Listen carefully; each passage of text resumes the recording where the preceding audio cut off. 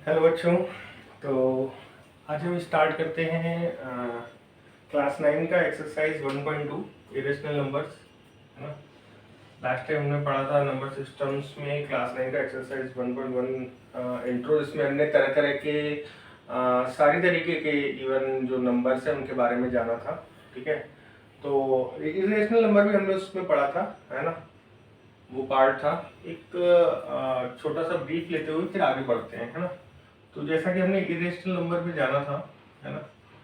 ये कौन कौन से टाइप के थे अपने नंबर्स इरेशनल वाले, मैं याद दिला देता हूँ आपको, है ना। एक बार वापस से रिमेम्बर याद दिला देता हूँ। एक तो जो हमारे रियल नंबर्स थे, है ना, उसके ही अंदर हमारे रेशनल और इरेशनल थे, ठीक है। तो इरेशनल नंबर्स हमारे वो होते थे जो वो होते हैं जो कि हमारे नॉन टर्मिनेटिंग, है ना। जो किस टाइप के थे हमारे non terminating and non repeating decimals, है ना। मीन्स देखते हैं non terminating and non repeating decimals क्या मतलब हुआ। मतलब कहीं पे भी हमारा डेसिमल जो है वो टर्मिनेट भी ना हो रहा हो, है ना। जैसे फॉर एग्जांपल हम लेते हैं 1.01001, है ना, फिर 00011, है ना। मीन्स आप अगर यहाँ पे देखोगे तो ये डेसिमल जो है ना, ये नंबर जो है ये हमारा कहीं पे भी टर्मिनेट भी नहीं हो रहा है, हाँ, और रिपीट भी नहीं हो रहा है ना। यहाँ देखिए आप 20 से 30, बहुत ध्यान से देखो तो आपको पता चलेगा ये नंबर हमारा कहीं रिपीट भी नहीं हो रहा है ना टर्मिनेट हो रहा है, ठीक है। दूसरी तरीके के कौन से नंबर्स देखे थे, दूसरी तरीके के नंबर्स हमने देखे थे जो कि हमारे परफेक्ट स्क्वायर रूट ना हो। मैं यहाँ पे लिख देता हूँ, not perfect square root, means root 5 है, परफेक्ट स्क्वायर रूट नहीं है ना। परफेक्ट स्क्वायर रूट नहीं है। और कौन सा है, रूट 4, रूट 4 नहीं होगा, क्यों, परफेक्ट स्क्वायर रूट है ना, 2 होता है ना इसका। तो ये हमारा इरेशनल नंबर नहीं होगा। Root 6 yes, root 7 yes, root 8 perfect square root नहीं है इसका, है ना। रूट 9 नहीं, 3 है ना इसका, है ना। रूट 10, तो ये जो जितने भी नंबर्स हैं ये हमारे इरेशनल नंबर्स है ना। फिर थर्ड टाइप के नंबर्स कौन से थे हमारे इरेशनल नंबर्स, जो कि हमारे परफेक्ट क्यूब भी ना हो। परफेक्ट क्यूब समझ रहे हो ना, परफेक्ट क्यूब, रूट 9 का परफेक्ट क्यूब नहीं, रूट 8 का परफेक्ट क्यूब क्या होगा बताइए। रूट 8 का परफेक्ट क्यूब क्या हुआ, 2। अरे 2 इसको इस तरीके से लिख सकते हैं ना, है ना, 2 की पावर 3 बाई 1/3, है ना इसको। तो ये परफेक्ट, ये हमारा 2 हो गया ना इसका आंसर, तो ये हमारा परफेक्ट क्यूब रूट हो गया, ठीक है। तो इसका मतलब रूट 8 नहीं है ना। तो इस तरीके से जो है हमारे जो भी नंबर्स हमारे परफेक्ट क्यूब रूट भी ना हो, परफेक्ट स्क्वायर रूट भी ना हो, non terminating non repeating decimals हो, these are our irrational numbers, ठीक है ना। और ये इसका एक कंक्लूजन और है कि इसको p बाई क्यू की फॉर्म में रिप्रेजेंट नहीं किया जा सकता। Not represent, can't, can't see है, कांट रिप्रेजेंट, है ना, in form of p by Q, है ना। p बाई क्यू कैसे लिख पाओगे इसको, p बाई क्यू के फॉर्म में इसको लिख ही नहीं पाओगे, है ना। तो ये तो हो गया हमारा इरेशनल नंबर का रिवीजन, ठीक है। अब जो हमारा इस चैप्टर में है, जो हमें बेसिकली पढ़ना है, उसमें दो चीजें हैं कि किसी भी इरेशनल नंबर को, है ना, फॉर एग्जांपल किसी भी मान लेते हैं लेट सपोज रूट 2, है ना, इसको नंबर लाइन पे रिप्रेजेंट करना है, नंबर लाइन पे रिप्रेजेंट करना है, ठीक है। और किन्हीं भी किन्हीं भी एनी 2 इरेशनल नंबर्स के बीच में एक, जैसे हमने पहले देखा था ना, किसी भी दो रेशनल नंबर्स के बीच में 5 या 6 रेशनल नंबर्स निकालना, फिर तरह तरह के फॉर्मूलेस पढ़े थे। उसी तरह से सिंपल है कि किसी भी 2 रेशनल नंबर्स के बीच में, है ना, और नंबर्स निकालना, है ना, इरेशनल नंबर्स फाइंड आउट करना, इरेशनल नंबर्स फाइंड आउट करना। तो पहला टॉपिक देखते हैं, है ना, पहला टॉपिक देखते हैं पहला टॉपिक है हमारा इरेशनल नंबर को नंबर लाइन पे रिप्रेजेंट करना है ना। इसको हटा देता हूँ मैं, इसको हटा देता हूँ। तो देखो कैसे रिप्रेजेंट करते हैं। देखो रेशनल नंबर को तो रिप्रेजेंट करना बहुत ईजी था, है ना। आपने देखा ये नंबर लाइन पे काफी रेशनल नंबर्स हैं, वो तो डायरेक्ट हमारे मिल जाते हैं, ठीक है। और इरेशनल नंबर्स को रिप्रेजेंट करने का एक पर्टिकुलर प्रोसेस है। फॉर एग्जांपल जैसे मैंने यहाँ पे √2 लिया हुआ है ना। तो सबसे पहले क्या करना है, सबसे पहले तो हमें एक नंबर लाइन ड्रा कर लेनी है ना। ये हमारी नंबर लाइन हो गई, ठीक है। अब जो भी हमें इरेशनल नंबर रिप्रेजेंट करना है √2 जैसे मान लीजिए करना है, ठीक है। तो हमेशा ध्यान रखेंगे, ठीक है, इसका जो लॉजिक रहेगा, जो इसके पीछे लॉजिक रहेगा, दैट इज पाइथागोरस थ्योरम। ये हम नोट करेंगे, दैट इज पाइथागोरस थ्योरम, ठीक है। देखो अभी समझ में आ जाएगा कि हमें क्या कहना चाह रहा हूँ, है ना। फॉर एग्जाम्पल जैसे यहाँ 0 से, है ना, 0 से हमारी ये यूनिट यहाँ तक कितनी हुई 1, ठीक है। अगर मैं इस पे यहाँ पे परपेंडिकुलर करूँ, परपेंडिकुलर ड्रा करूँ, परपेंडिकुलर 90 डिग्री पे, ठीक है, और 1 यूनिट का ही मार्क करूँ, 1 यूनिट का, ठीक है। ये 1 यूनिट, ये हमारा 1 यूनिट है और ये हमारा 1 यूनिट है, ठीक है। लेट्स सपोज ये O है ना, ये E पॉइंट है, ये B पॉइंट है, ठीक है। अभी जो हमारा OB होगा, जो हमारा OB होगा, ठीक है, ये कितना होगा, अगर ये 90 डिग्री है और हम इसमें पाइथागोरस थ्योरम लगाएं, ठीक है, तो देखो ना OB क्या होगा, OA square plus AB square, ठीक है। तो OA स्क्वायर कितना है 1, AB स्क्वायर कितना है 1, है ना। तो OB हमारा क्या हो जाएगा √2, ये हमारी वैल्यू क्या हो जाएगी √2, ठीक है। अब क्या होगा, ठीक है। अब जैसे हमें नंबर लाइन पे, अभी ये हमारा कंप्लीट नहीं हुआ है, हमें नंबर लाइन पे √2 रिप्रेजेंट करना है, राइट। तो अगर मैं कंपास का पॉइंट O पे रखूं, है ना, और यहाँ से एक √2 का मार्क लगाऊं, है ना, √2 का मार्क लगाऊं with the help of compass, ठीक है। ये जो पॉइंट है, ये जो पर्टिकुलर पॉइंट है B, let's suppose this is B point, ये जहाँ पे भी नंबर लाइन को कट करता है ना, ये जो सॉरी C ले लेते हैं, B हमने वहाँ लिया हुआ है ना।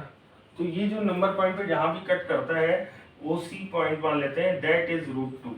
कैसे, देखिए ये √2 का रेडियस मान लो कि √2 का रेडियस लेके अगर हम ये आर्क काट रहे हैं, है ना, तो एक सर्कल का रेडियस ही तो बनता है ना, ठीक है।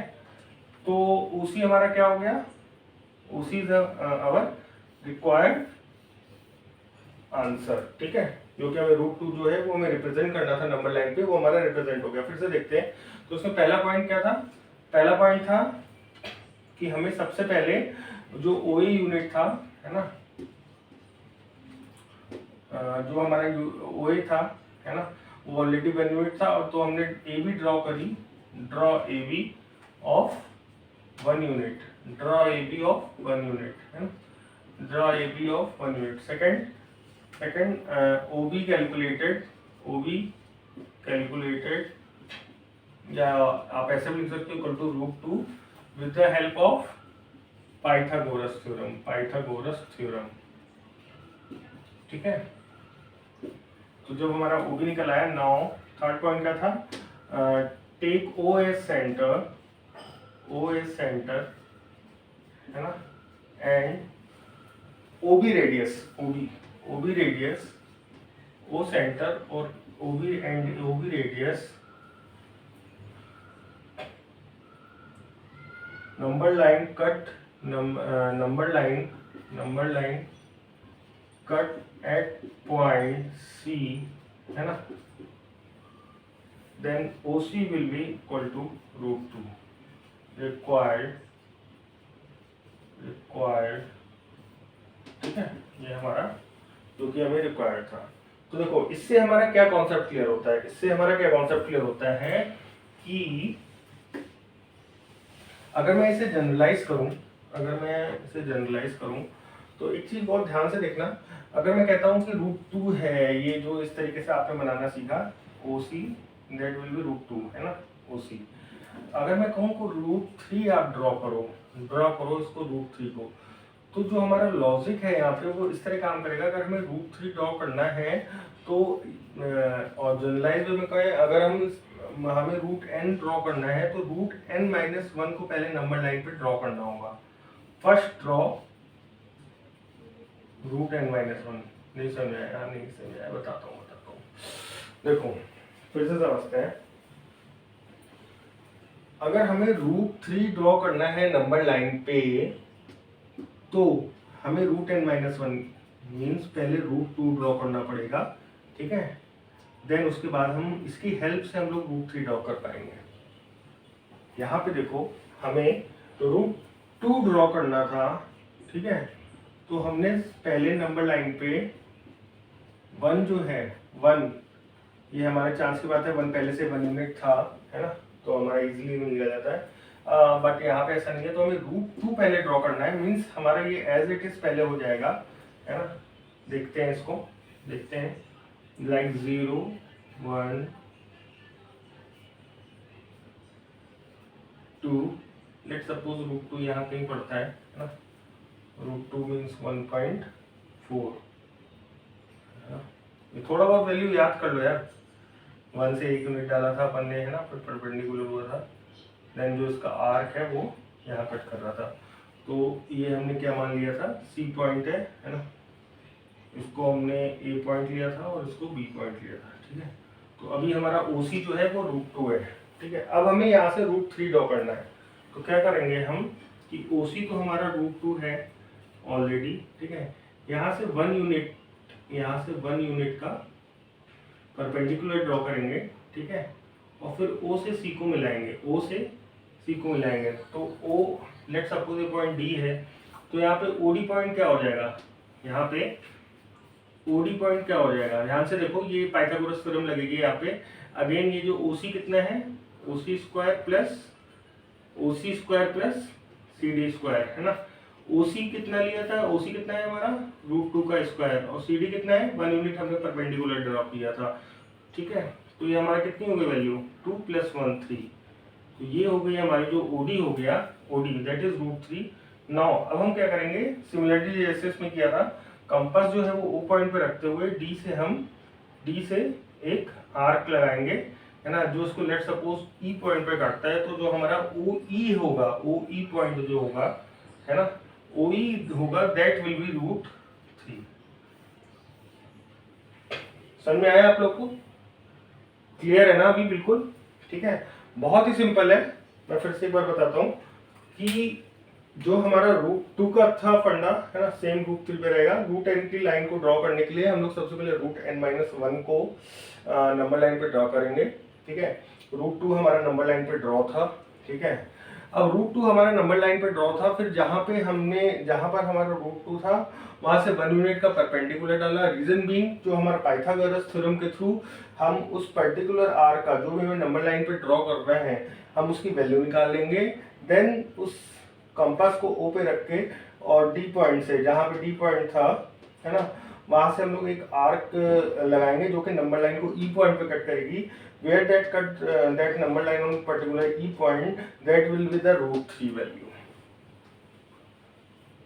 ठीक है ना, ठीक है। तो ये क्लियर होगा। सिमिलरली इसी तरह आप लोग रूट फाइव ड्रॉ करिए, रूट फाइव, है ना, रूट फाइव ड्रॉ करके आप सोचो रूट फाइव कैसे ड्रॉ करेंगे, बिल्कुल सेम यही कॉन्सेप्ट लगेगा। रूट फाइव के लिए बिल्कुल सेम यही कॉन्सेप्ट लगेगा। मैं इसको हटा देता हूँ, है ना। तो रूट फाइव के लिए बिल्कुल सही यही कॉन्सेप्ट लगेगा। सबसे पहले हम क्या करेंगे, रूट एन को ड्रॉ करने के लिए, रूट एन को ड्रॉ करने के लिए, फाइव को ड्रॉ करने के लिए क्या करेंगे, रूट फोर को नंबर लाइन पे, रूट फोर को, अगर यहाँ पे रूट फाइव है ना, तो रूट फाइव माइनस वन यानी कि रूट फोर यानी कि टू, तो इसको सबसे पहले नंबर लाइन पे हम लोग ड्रॉ करेंगे, जो कि हमारा पहले से ही है ना। ये पॉइंट लेते हैं, यहाँ से 1 यूनिट का जो हमारा परपेंडिकुलर है, that will be there, we will, हम इसको मिलाएंगे, ठीक है। Let us suppose this point C, then here again O C equal to that one, 2, है ना, ये कितना है, ये 2 है और ये 1 है, कितना हुआ, 2 का स्क्वायर प्लस 1 का स्क्वायर, दैट इज 5, है ना। तो बहुत क्लियर हो रहा है, होगा, है ना, अभी बिल्कुल क्रिस्टल क्लियर होगा आपका ये फंडा, है ना। अब ये √5 से हम लोगों ने ओ से कंपास लगाते हुए, है ना, और फिर इसके नंबर लाइन पे एक आर्क काटा जो लेट सपोज इसको ई पॉइंट पे कट कर रहा है, तो हमारा जो ओ ई पॉइंट हो जाएगा, that is √5 which is required. तो उसको आप लोग लिख लोगे ना, उसको आप लोग को लिखना बहुत ईजी है ना, सेम जैसे लिखा हुआ है ना। इसमें आपका सिंपल हो जाएगा कि ड्रा ओ ए, है ना, ऑफ एट नंबर लाइन, है ना, of 2 unit, then perpendicular of 1 unit with the help of Pythagoras OC. Pythagoras की हेल्प से हमें ओसी जो है वो मिल गया √5, ठीक है।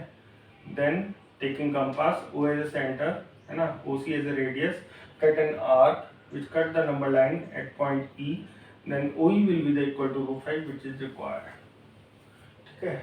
तो यही हमारा एक्सरसाइज 1.2 में था, है ना।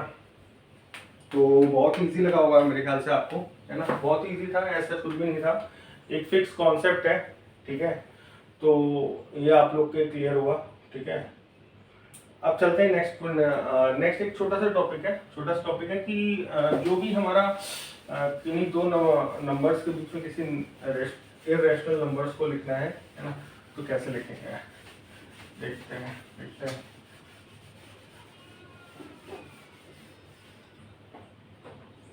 जैसे कोई भी नंबर है, लेट सपोज कोई भी दो नंबर ले लेते हैं, है ना, 3/5 ले लेते हैं और एक 7/5 ले लेते हैं, है ना। इसके बीच का हमें इरेशनल नंबर चाहिए। तो देखो जैसे ए नंबर है, ये बी नंबर है, ठीक है। तो irrational number equal to √ab, तो बीच का जो इरेशनल नंबर है दैट विल बी, ये आप ध्यान रखेंगे, that will be taken for the help of √ab।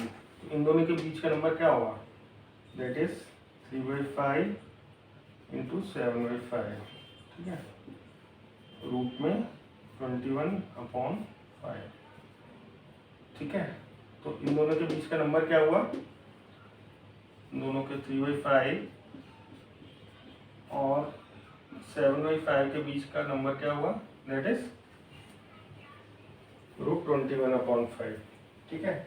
अब इन दोनों के बीच के नंबर करना हो तो सिमिलरली √ab, इन दोनों के नंबर के बीच में करना हो तो सिमिलरली √ab, ठीक है। तो ये एक बहुत ही सिंपल थिंग था, है ना, ये बताना जरूरी था। तो ये ही था आपका एक्सरसाइज 1.2 का इंट्रो, है ना। नेक्स्ट टॉपिक पे चलते हैं, है ना, दैट इज एक्सरसाइज 1.3, है ना, फॉर एक्सरसाइज 1.3, ठीक है।